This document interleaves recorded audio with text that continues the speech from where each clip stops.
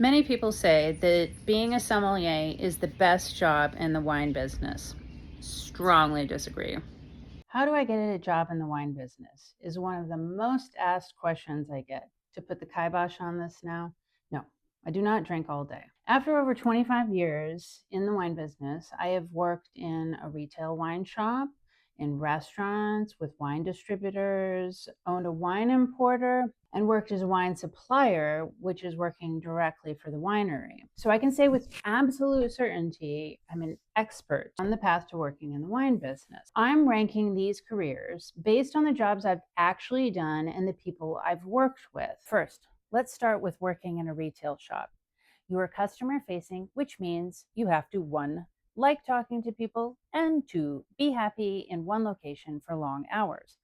You will most likely be standing on concrete floors and you will need to be able to lift almost 40 pounds, which is about the weight of a case of wine.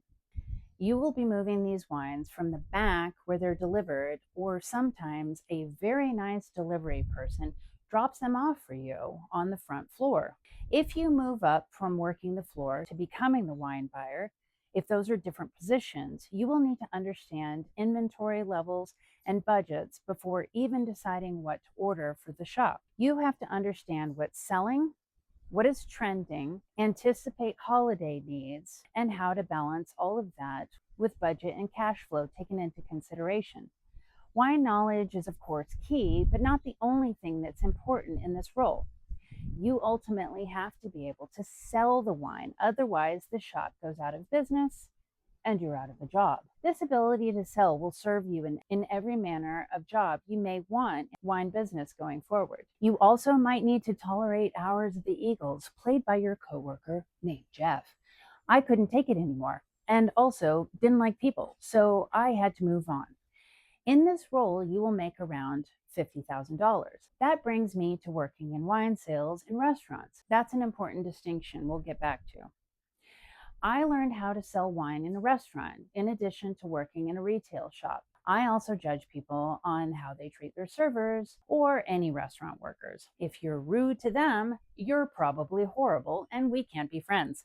Once you understand how a restaurant operates and study wine extensively, you're ready to consider being their wine buyer or sommelier. A master sommelier is someone who gets a very difficult wine degree that enables them to better suggest and understand the many facets that go into making and tasting a wine. This degree doesn't necessarily teach you how to sell wine in a restaurant or manage a restaurant's budget. To be clear, the sommelier certification program is quite difficult and lengthy, but you can be self-taught and be successful in this role. Much of understanding the operations come from working closely with the restaurant's owner or general manager if they're good at their job. Once again, if you can't sell wine to your clientele, though, and only create a large collection in the restaurant cellar, then the restaurant goes out of business and you are out of a job, my friend. I learned a lot about how to sell from simply observing and anticipating people's needs by waiting tables. It is not an easy job. Again, you have to be able to stand for long hours, speed walk, and be comfortable with your clothes smelling like food. You are usually eating dinner around midnight and working most holidays. I loved what I learned in a restaurant, but still have nightmares about forgetting somebody's water to this day or getting triple sat by the hostess Tiffany. Again, I don't like people that much, so I figured it was time to go. You will most likely earn around 80,000 and work around 60 hours a week. The next step in the wine business is working for a distributor. Most distributors want to have someone with retail and restaurant experience, but not always. If you only know one side, though, you could be pigeonholed to that side of sales. In the US, wines are not sold directly from the winery to the restaurant or retailer. They are first sold to the distributor by either the winery or an importer. Sometimes the wines also have to pass through the state, like in Pennsylvania, and then to the distributor, and so on. So, why does your wine cost what it does? Because everyone along the way takes a piece. Here's the thing though, there is no other way for wineries to get a shot into a retailer or restaurant without the distributor. If you're a small winery, you're going to need the trucks and warehouse of a distributor. This job entails a lot of windshield time and extreme organizational skills to be successful. Yes, organizational skills. You have to lift a heavy bag of wine in and out of your car or up and down the subway if you're in a dense city. You spend a crazy amount of time confirming appointments with wine buyers who may or may not blow you off anyway. You have to have pretty thick skin to be a sales rep for a distributor. Wine knowledge, sales techniques, basic accounting, organizational skills, decent personality, and ability to navigate your particular city's roads or streets are key to success. Now, at this point, there are multiple positions in the distributor side. If you want to move up, you should first of all be a man that can golf or a woman that can sell the hell out of wine and a lot of wine knowledge. I went the route of the WSET diploma, something that took me years to achieve.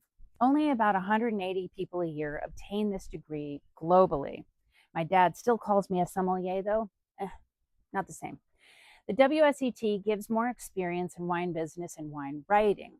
The Sommelier Court and the WSET both teach the same deep intricacies of wine and wine tasting, but have different aims.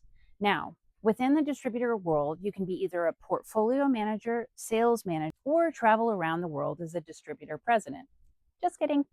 Distributors have to be able to manage wines from everywhere and at all price points. No being a snob. You can make anywhere on average from about 70,000 in commissions plus incentives to about 120,000 at mid management to 150,000 for upper management. Now, a word to the wise. If you're in a restaurant or in a retail shop and you're rude to your distributor rep, they may not say anything to your face, but you will gain a reputation for being unprofessional, and good luck getting a job with a distributor after that. Unprofessionalism follows you throughout your career. So keep that in mind next time you blow off an appointment. I handled about 5 years of this insanity and moved on to the supplier side, working for a large group of family owned wineries. The supplier side requires either a crazy amount of travel or a moderate amount of travel, but travel either way. At this point, I finally finished my WSET diploma, and since I couldn't golf, once again I was relegated to a wine specialist in wine sales. I actually really love sales, though. You can smile at people and pretend to like them while convincing them to buy your wine with the most analytical preparedness of an assassin. You need all of the organizational skills of a distributor, but also be able to manage a larger territory and usually fewer wines than you did at the distributor level. You are constantly battling with not only your distributor for time in the market, but with the wine buyer. Back in the salad days, suppliers hung out in the robes and yelled at distributors, but those days are long gone. I wanted a new challenge, so I decided to start an import company. This requires all of the aforementioned skills, but also understanding customs, shipping, logistics, both internationally and domestically, and being fairly fluent in one or two other languages, and being able to manage your distributor like a supplier. If you are a small importer, you're in charge of sales or the only one in sales. Convincing foreign wineries to assist in advertising in the US to grow is challenging. You really need to start with about $1 million to whittle it down to $100,000. I'm still in wine, but my family also runs a food and wine tour group in Italy. And of course, I started this fun little YouTube channel to help people with simple food and wine pairings and be silently judged by my dog, Blue, and not so silently by my husband. If you like this, or if you have any other questions about the wine business, drop your comments below, subscribe, like, follow, whatevs, and I will be happy to answer or help you along this way. Have a good one. Blue, Blue, come here. What'd you think? Do you want to work in wine? That would be a disaster.